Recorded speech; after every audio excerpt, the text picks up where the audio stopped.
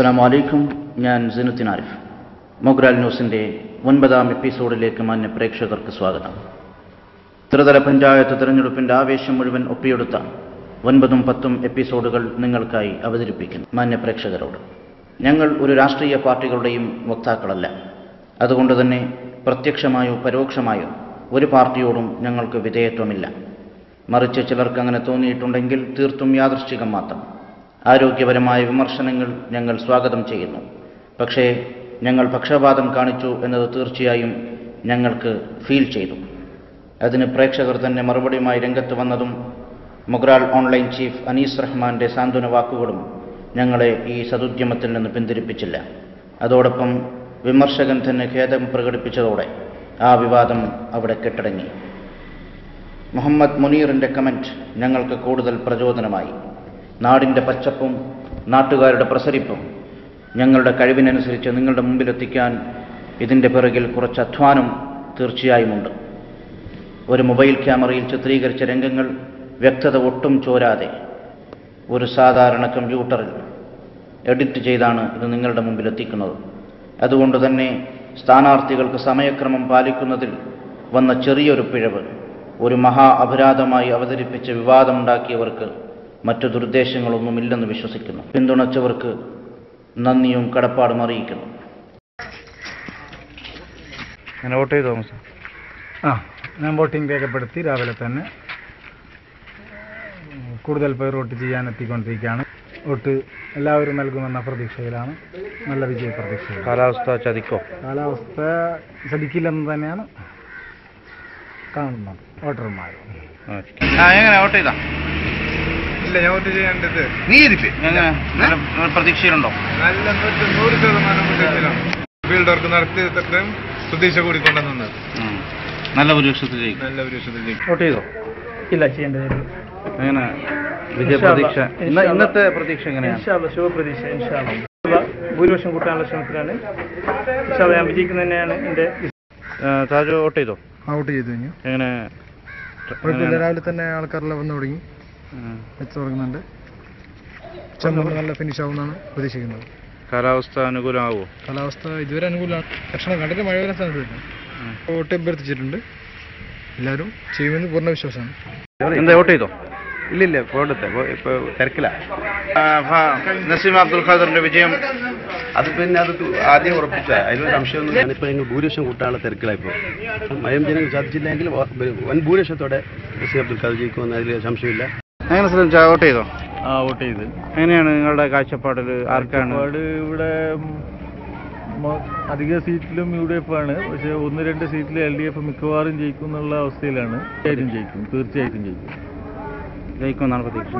തീർച്ചയായിട്ടും ജയിക്കും. വളരെ നല്ല മാർജിനിൽ തന്നെ ജയിക്കും. ജയം ഉറപ്പാണ്? ഉറപ്പാണ്. എങ്ങനെയാണ് പ്രതീക്ഷ? പ്രതീക്ഷയുണ്ട്, അറിയില്ല. ഇനി അഥവാ പരാജയപ്പെടുകയാണെങ്കിൽ എങ്ങനെയാണ് നിങ്ങൾ റിലീഫ് പ്രവർത്തനമായിട്ട് മുന്നോട്ട് പോകാൻ തന്നെയാണ്? ഇത് ജയിച്ചാലും തോറ്റാലും ഞങ്ങളുടെ റിലീഫ് പ്രവർത്തനം തുടരുക തന്നെ ചെയ്യും. അത് വോട്ടിന് വേണ്ടി ചെയ്ത പ്രവർത്തനമല്ല. ഈ ഫീൽഡ് വർക്കിലൂടെ നിങ്ങൾക്ക് കിട്ടിയ ഗുണം? ഞങ്ങൾക്ക് കുറേ പരിചയമില്ലാത്ത ആളല്ല, വളരെ അടുപ്പമില്ലാത്ത ആളൊക്കെ കൂടുതൽ അടുപ്പുണ്ടാക്കാൻ പറ്റി. ആ വാർഡിലെ എല്ലാ ആളുകളുമായിട്ട് നല്ല ബന്ധം ഉണ്ടാക്കാൻ പറ്റി.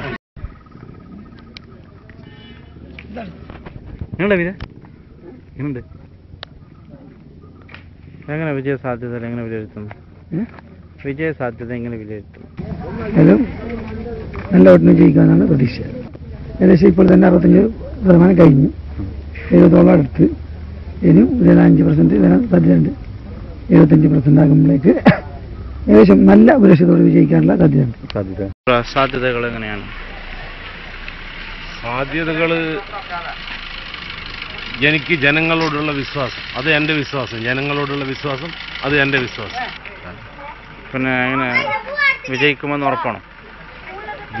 ജനങ്ങൾ എന്നോട് ചെയ്ത വാഗ്ദാനം അനുസരിച്ച് ഞാൻ വിജയിക്കുമെന്ന് ഉറപ്പാണ്.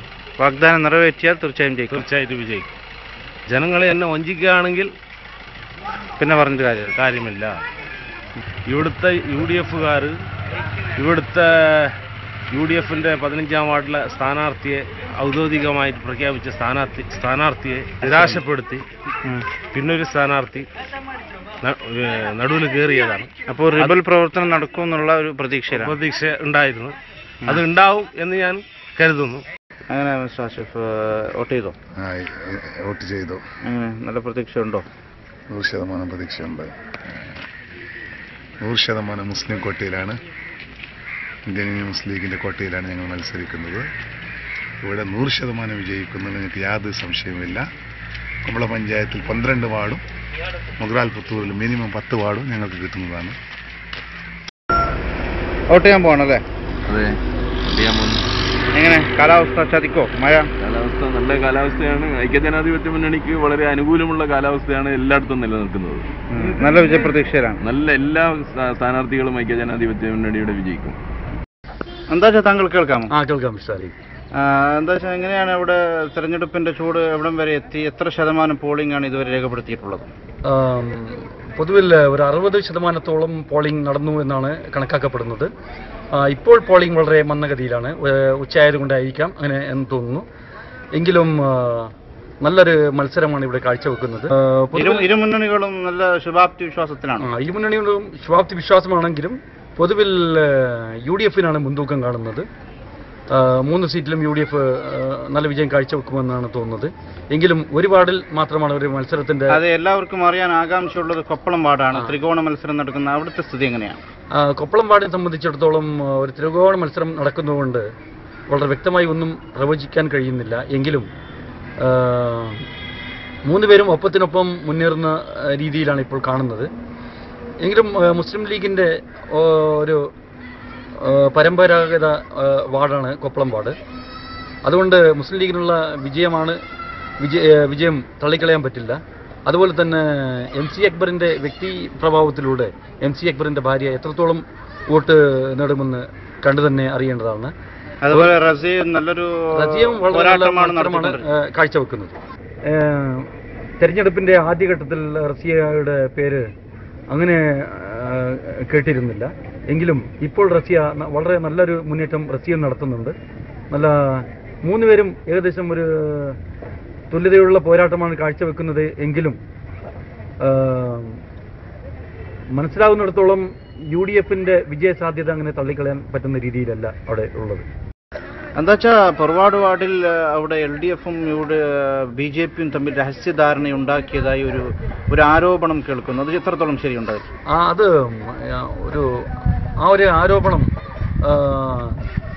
വളരെ ശക്തമായി തന്നെ അവിടെയുണ്ട്. BJPയുടെ പ്രവർത്തനമൊക്കെ വളരെ മന്ദഗതിയിലാണ് അവിടെ. UDFന്റെ കൗണ്ടറിലും വളരെയധികം തിരക്ക് കാണുന്നുണ്ട്. എങ്കിലും BJPക്കാർ LDF സ്ഥാനാർത്ഥിയെ സഹായിക്കുകയാണെങ്കിൽ അവിടെ UDFന്റെ വിജയം അല്പം കഷ്ടം തന്നെ എന്ന് തന്നെയാണ് എനിക്ക് കാണുന്നത്. അപ്പോൾ നിങ്ങൾ പറഞ്ഞു വരുന്നതും നൂർജഹാൻ ബീഗത്തിന് അവിടെ ശക്തമായൊരു വെല്ലുവിളി ഇടതുപക്ഷം സൃഷ്ടിക്കുന്നുണ്ട് എന്നാണ്. തീർച്ചയായും അവിടെ തെരഞ്ഞെടുപ്പിന്റെ ആദ്യഘട്ടത്തിൽ നൂർജഹാൻ ബീഗത്തിന്റെ വിജയം തികച്ചും അനായാസമെന്നാണ് നമുക്ക് തോന്നിയിരുന്നത്. ഇപ്പോൾ നടക്കുന്നത് കാണുമ്പോൾ അവിടെ ഒരു ഇഞ്ചോടിഞ്ച് പോരാട്ടം തന്നെ നടക്കുന്നു എന്നാണ് എനിക്ക് തോന്നുന്നത്. മുഗ്രാലിൻ്റെ സമൂലമായ വികസന പ്രവർത്തനങ്ങളിൽ നിർണായക പങ്ക് വഹിക്കുന്ന ദേശീയവേദിയുടെ അധ്യക്ഷൻ ശ്രീമാൻ TK അൻവർ ഇപ്പോൾ ലൈനിലുണ്ട്. അദ്ദേഹവുമായി നമുക്കൊരല്പനേരം ചെലവഴിക്കാം. അൻവർ, താങ്കൾ കേൾക്കാമോ? വ്യക്തമാവുന്നില്ലല്ലോ. Hello mister Anwar. കേൾക്കാം. ദേശീയവേദിയുടെ ഭാവി പ്രവർത്തനങ്ങൾ എന്തൊക്കെയാണ്? പറഞ്ഞോളൂ. നിങ്ങൾ ഒരുപാട് വികസന പരിപാടികൾ നിങ്ങൾ ആസൂത്രണം ചെയ്തിട്ടുണ്ടെന്ന് കേട്ടു, നാടിന്റെ വികസനത്തിനൊക്കെ ആയിട്ട്.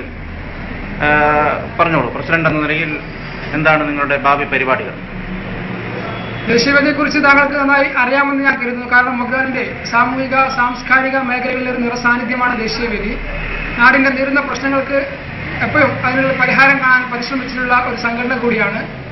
അൻവർ, കണ്ണീരൊപ്പാൻ കണ്ണികളാവുക എന്ന ടൈറ്റിലിൽ ഒരു പരിപാടി ദേശീയവേദി ആസൂത്രണം ചെയ്തിട്ടുണ്ടെന്ന് കേട്ടു. അതിനെക്കുറിച്ച് ഒന്ന് വിശദീകരിക്കാമോ? ശരിയാണ്. നമ്മുടെ നാട് എന്ന് പറയുന്നത് ഒരുപാട് രാഷ്ട്രീയ സാമൂഹിക നായകന്മാരുടെ സംഘഭൂമിയാണ് എന്ന് നമ്മൾ അഭിമാനം കൊള്ളുമ്പോഴും ഒരു വശത്ത് പാവപ്പെട്ട കുടുംബത്തിൽ ജനിച്ചുപോയി എന്ന ഒറ്റ കാരണം കൊണ്ട് വിവാഹ സൗഭാഗ്യം നിഷേധിക്കപ്പെട്ട ഒരുപാട് യുവതികൾ നമ്മുടെ നാട്ടിലുണ്ട്. അതൊരു ചുടുകാറ്റ് പോലെ നമ്മുടെ നാട്ടിലിങ്ങനെ വീശിയടിക്കുകയാണ്. തീർച്ചയായും അതിനെതിരെ നമ്മൾ മൗനം പൂജിക്കുന്നത് നന്നല്ല എന്ന് മനസ്സിലാക്കിക്കൊണ്ട് ദേശീയവേദി പുതിയൊരു പദ്ധതിയുമായി രംഗത്ത് വന്നിരിക്കുകയാണ്. പാവപ്പെട്ട നിർധന കുടുംബത്തിലെ പെൺകുട്ടികൾക്ക് വിവാഹത്തിന് വേണ്ടുന്ന സഹായങ്ങൾ ചെയ്തു കൊടുക്കാൻ വേണ്ടി വിവാഹ സഹായ നിധി എന്ന പേരിൽ ഒരു കമ്മിറ്റി ഞങ്ങൾ രൂപീകരിച്ചിട്ടുണ്ട്. പാവപ്പെട്ട ഒരു കുടുംബത്തിലെ പെൺകുട്ടിക്ക് ഒരു വർഷത്തിൽ മിനിമം 1 ലക്ഷം രൂപ ധനസഹായം നൽകുക എന്നൊരു മഹത്തായ ഉദ്ദേശവുമായിട്ടാണ് ഞങ്ങൾ രംഗത്ത് വന്നിട്ടുള്ളത്. നാട്ടിലെ നല്ലവരായ ഞാനൊന്ന് ഇടപെട്ടോട്ടെ മിസ്റ്റർ അൻവർ. തീർച്ചയായും എങ്ങനെയാണ് ഈ ഫണ്ട് എങ്ങനെ സ്വരൂപിക്കാനാണ് നിങ്ങൾ ഉദ്ദേശിച്ചിട്ടുള്ളത്? ഞങ്ങളിപ്പോൾ അതിന്റെ പ്രാരംഭ നടപടികൾ തുടങ്ങിക്കഴിഞ്ഞു. പ്രധാനമായും ഞങ്ങൾ തൊട്ടടുത്ത നമ്മുടെ മൊഗ്രാനിലെ സർവീസ് സഹകരണ ബാങ്കിൽ 213 എന്ന അക്കൗണ്ട് നമ്പർ ഞങ്ങൾ ഇതിനു വേണ്ടി മാത്രമായിട്ട് ഞങ്ങൾ തുറന്നു കഴിഞ്ഞു. കൂടാതെ 100 അംഗങ്ങൾ ഞങ്ങൾ ഉണ്ടാക്കി കഴിഞ്ഞു. ആ 100 ആൾക്കാർ പ്രതിമാസം 100 രൂപ വീതം എടുക്കുന്ന രീതിയിലാണ് ഞങ്ങൾ ആസൂത്രണം ചെയ്തിട്ടുള്ളത്. തീർച്ചയായും ഇതുകൊണ്ട് തന്നെ ഞങ്ങൾക്ക് ഒരു വർഷത്തിൽ 1 ലക്ഷത്തിൽ പരം രൂപ ഉണ്ടാക്കാൻ സാധിക്കുമെന്നാണ് ഞങ്ങളുടെ വിശ്വാസം. ദേശീയവേദി അംഗങ്ങളല്ലാത്ത പുറത്തുനിന്നുള്ളവരിൽ നിന്നും ഫണ്ട് സ്വീകരിക്കുന്നുണ്ടോ? എന്താണ്? തീർച്ചയായും ദേശീയവേദി എന്നല്ല, നാട്ടിലെ ഈ പ്രശ്നത്തിന്റെ ഗൗരവം മനസ്സിലാക്കി സഹായിക്കാൻ സന്നദ്ധത പ്രകടിപ്പിക്കുന്ന മുഴുവൻ ജനങ്ങളെയും ഞങ്ങൾ ഇക്കാര്യവുമായി ബന്ധപ്പെട്ട് സമീപിക്കുന്നുണ്ട്. കുറെ ആൾക്കാർ ഞങ്ങൾക്ക് അതിനു വേണ്ടിയുള്ള വാഗ്ദാനങ്ങൾ ചെയ്ത് കഴിഞ്ഞു. ഗൾഫിൽ നിന്നും സഹായം പ്രതീക്ഷിക്കുന്നുണ്ടോ?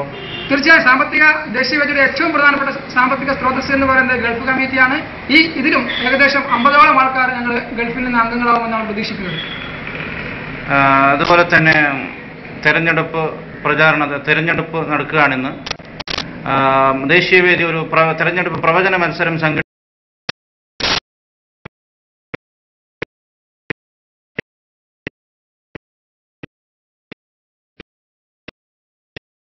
ണ്ടെന്ന് കേട്ടു. എന്താണ്, ശരിയാണോ? നിങ്ങൾക്കറിയാം, ദേശീയവേദി എന്ന് പറയുമ്പോൾ രാഷ്ട്രീയത്തിന് അതീതമായി പ്രവർത്തിക്കുന്ന ഒരു സംഘടനയാണ്. ദേശീയവേദിയിലെ എല്ലാ വിഭാഗം രാഷ്ട്രീയ പാർട്ടിയെ പ്രതിനിധാനം ചെയ്യുന്ന അംഗങ്ങളും ദേശീയവേദിയിലുണ്ട്. എല്ലാ പാർട്ടിക്കാരും എല്ലാ മതവിഭാഗക്കാരും ഉണ്ട്. അതുകൊണ്ട് തന്നെ നമ്മുടെ നാട് ഇന്ന് തെരഞ്ഞെടുപ്പ് ജ്വരത്തിലായതുകൊണ്ട് അതിന്റെ ആവേശം ഉൾക്കൊണ്ടുകൊണ്ട് ഞങ്ങളൊരു തെരഞ്ഞെടുപ്പ് പ്രവചന മത്സരം സംഘടിപ്പിച്ചിരിക്കുകയാണ്. കുമ്പള പഞ്ചായത്തിലെ പ്രധാനപ്പെട്ട 15 വാർഡുകൾ, മൊഗ്രായിലെയും പരിസര പ്രദേശങ്ങളിലെയും അടക്കമുള്ള 15 വാർഡുകളിലെ വിജയികളെ പ്രവചിക്കാനുള്ള ഒരു മത്സരമാണ് ഞങ്ങൾ സംഘടിപ്പിക്കുന്നത്. അതിൽ ഏറ്റവും കൂടുതൽ മാർക്ക് വാങ്ങുന്ന 3 പേർക്ക് ഞങ്ങൾ മൊഗ്രായിലെ പുതുതായി പ്രവർത്തനം ആരംഭിച്ച ഗൾഫ് കാറ്ററിംഗ് മൊഗ്രാൽ സ്പോൺസർ ചെയ്യുന്ന സമ്മാനങ്ങളും നൽകുന്നുണ്ട്. അതുകൊണ്ട് വ്യക്തി സ്വാതന്ത്ര്യം എന്ന നിലയിൽ അവർക്ക് സ്വാതന്ത്ര്യം കൊടുത്തതാണ്. കാരണം ദേശീയവേദിയിൽ എല്ലാ പാർട്ടിയിലുള്ള അംഗങ്ങളും ഉണ്ട്. അവർക്ക് പ്രത്യേകിച്ച് ഒരു പാർട്ടിക്ക് വോട്ട് ചെയ്യണമെന്ന് പറയാൻ ഞങ്ങൾക്കാവില്ല. അതുകൊണ്ട് അവരുടെ മനസ്സാക്ഷിക്കനുസരിച്ച് അവരുടെ പാർട്ടിക്ക് അവർക്ക് നിർഭയമായി തന്നെ വോട്ട് ചെയ്യാം. ഓക്കെ മിസ്റ്റർ അൻവർ, ഇത്രയും നേരം ഞങ്ങളുമായി മൊഗ്രാൽ ന്യൂസുമായി സഹകരിച്ചതിന് വളരെ നന്ദി. Thank you.